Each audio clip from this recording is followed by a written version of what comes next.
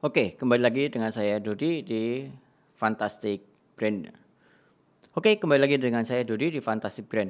Di pelajaran kali ini kita akan berbicara tentang melanjutkan video sebelumnya ya, yaitu kalau kita sudah berbicara tentang branding journey dari mulai brand itu dilahirkan sampai pelanggan itu loyal. Kemudian what next? Apa yang harus dilakukan berikutnya dari fase-fase itu. Nah, di video kali ini saya akan detailkan lagi apa yang sudah kita bahas sebelumnya. Oke ya. Kita masuk ke pelajaran ke-11, fokus dalam kontrol. Ya, kalau kita tahu bahwa di depan ini adalah pohon apel. Pertanyaannya gini, gimana caranya supaya saya dapat buah jeruk? Ini memang sih pohon apel, tapi gimana caranya supaya dapat jeruk hasilnya? Supaya dapat keluarnya buahnya jeruk. Bilang, ya nggak bisa lah. Kalau mau dapat buah jeruk, ya nanamnya adalah pohon jeruk gitu. Nah, seperti ini. Artinya apa teman-teman semuanya? Kalau teman-teman ingin mendapatkan hasil yang berbeda, kalau ingin mendapatkan buah yang berbeda, maka yang perlu ditanam adalah bibit yang berbeda. Kalau tadi sebelumnya kita menanam bibit apel, maka yang keluar adalah buahnya apel. Kalau kita menanam bibit jeruk, maka yang keluar adalah buah jeruk. Ini adalah hubungan sebab dan akibat gitu. Kita akan bahas tentang hubungan sebab akibat di branding journey yang sudah sebelumnya, di video sebelumnya sudah kita bahas sekilas. Oke, artinya gini, kesimpulannya dari cerita ya, dari analogi tentang buah dan bibit adalah jika ingin mengubah buah, maka yang harus diubah adalah bibitnya. Jika ingin outputnya berubah, maka yang harus diubah adalah inputnya. Jika ingin akibatnya berubah, maka yang harus diubah adalah sebabnya. Sehingga kita mengenal dua hal nih, sesuatu yang di luar kontrol kita dan sesuatu yang disebut dengan dalam kontrol kita. Artinya buah itu sesuatu yang di luar kontrol kita. Kita nggak bisa mengubah buahnya. Yang bisa kita ubah adalah bibitnya. Nah, ketika kita memahami ada dua area dalam kehidupan kita, ada dua area dalam brand, ada dua area di dalam bisnis, apa yang bisa dikontrol dan yang tidak bisa dikontrol, ini akan jauh lebih memudahkan penyusunan strategi-strateginya. Oke, gimana sih korelasinya dengan branding journey yang tadi sudah dibahas di video sebelumnya? Nah, ini saya ulang lagi sedikit tentang branding journey. Ketika di pasar ada yang memiliki masalah gitu, giginya ngilu, kemudian seorang pengusaha menangkap peluang. Menangkap peluang dengan cara apa? Membuat brand untuk gigi yang sensitif atau gigi yang ngilu. Kemudian melakukan promise atau melakukan sebuah campaign janji bahwa produk ini bisa menyelesaikan masalah Anda. Dan konsumen merasa bahwa oke, ini adalah yang pas untuk saya. Konsumen mengatakan memiliki persepsi seperti itu.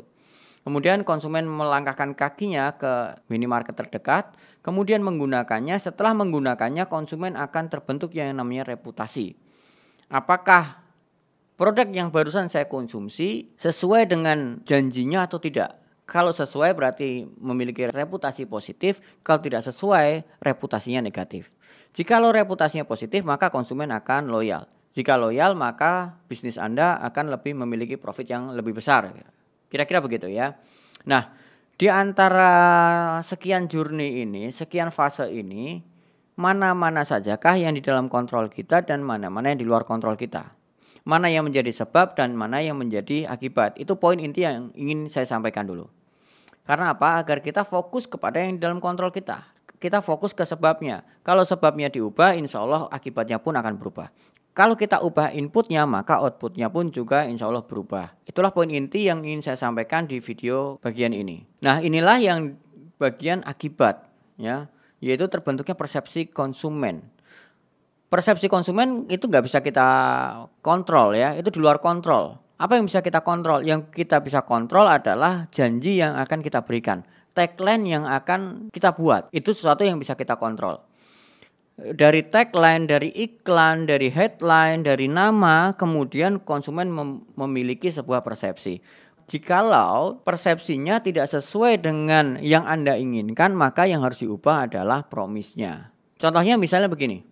Ada salah seorang klien saya, dia memiliki perusahaan properti developer yang dimana brand ini ingin dipersepsikan sebagai perumahan yang modern. Namun ternyata persepsi yang diterima oleh end user, yang diterima oleh konsumen adalah ini perumahan modelnya tradisional. Persepsi yang terbentuk di pikiran konsumen itu akibat. Akibat dari apa? Akibat dari tagline yang kita buat, nama yang kita buat, kemudian eee, headline yang kita buat, apa yang kita tulis dalam media sosial, itu akan mempengaruhi persepsi konsumen. Jikalau persepsi konsumen tidak sesuai dengan yang Anda harapkan, ini ya, jikalau persepsi konsumen tidak sesuai yang Anda harapkan, maka sebab-sebab inilah yang perlu Anda utak-atik. Sebab-sebab inilah yang perlu dievaluasi bagian manakah yang tidak sesuai gitu. Sebab manakah yang menyebabkan kok akibatnya berbeda. Contoh misalnya gini, supaya lebih real ya. Ini saya bawakan sebuah studi kasus yang real case kejadian ketika saya mengisi sebuah workshop di Solo pada waktu itu. Salah seorang pesertanya adalah owner sebuah bisnis yang memiliki beberapa cabang donat kukus. Anggap saja namanya adalah donat Abah, donat kukus ya.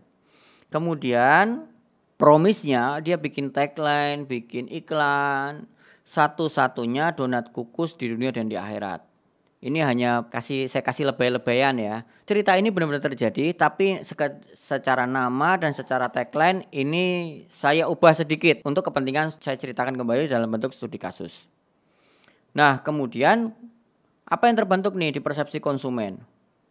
Nah, konsumen mengatakan donat kukus yang pertama, gitu kan. Terus kata konsumen apa? So what gitu. Gitu kan? Ketika konsumen mendengar ada sebuah tagline satu-satunya donat kukus di dunia dan di akhirat, konsumen akan menanyakan kembali ke pikirannya, kalau kamu memang menjadi donat kukus yang pertama, terus kenapa? Apa yang harus saya lakukan? Konsumen akan bertanya seperti itu. Nah, apa yang terjadi di bisnis yang salah satu peserta workshop ini sampaikan ke saya, penjualannya nggak maksimal. Kemudian beliau mengatakan, setelah saya mendengar paparan Mas Dodi, saya menjadi paham kenapa bisnis saya kurang laku, donat saya kurang laku. Karena apa yang saya janjikan adalah satu-satunya donat kukus di dunia dan di akhirat. Karena konsumen nggak peduli. Ya, jadi konsumen nggak peduli apa yang kita bisa berikan. Ide kita sebagus apapun, konsumen nggak butuh itu. Yang konsumen butuhkan adalah saya punya masalah dan produkmu bisa menyelesaikan masalah saya bagian yang mana gitu. Nah, makanya ketika ngebuat brand blueprint adalah bukan mulai dari produk itu, bukan dari apa yang bisa kita lakukan saja, tapi kita mulainya adalah dari masalahnya konsumen. Nah, kemudian si owner ini menyadari bahwa oh ternyata selama ini saya salah, maka ini kan akibatnya saya nggak dibeli, konsumen tidak melanjutkan ke tahap berikutnya yaitu membeli dan tidak mengkonsumsi. Kenapa? Karena di persepsi konsumen, kalau satu-satunya donat kukus terus kenapa? Apa yang menarik buat saya gitu. Benar sih berbeda, tapi kata konsumen saya nggak butuh yang sekedar berbeda. Kata konsumen apa yang saya butuhkan adalah solusi, bukan ide. Nah, kemudian saya lanjutkan. Kemudian beliau ngobrol-ngobrol dengan saya, setelah ngobrol-ngobrol beliau mengatakan, oke, kalau Mas Dodi menyampaikan bahwa membuat sebuah bisnis, membuat sebuah brand itu dimulai dari masalahnya konsumen.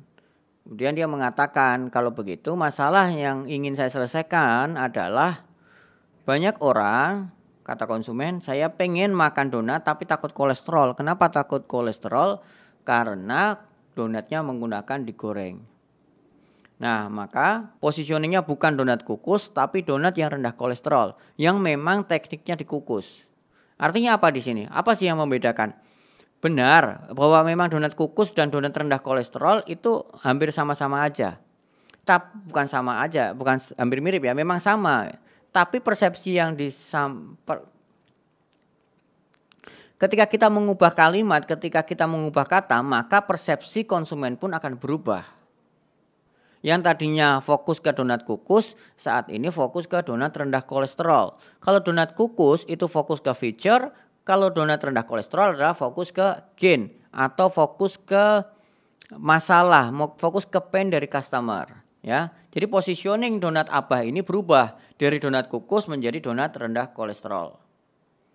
Nah, ketika positioning berubah, maka bikin tagline, bikin headline, bikin iklan pun ikut berubah.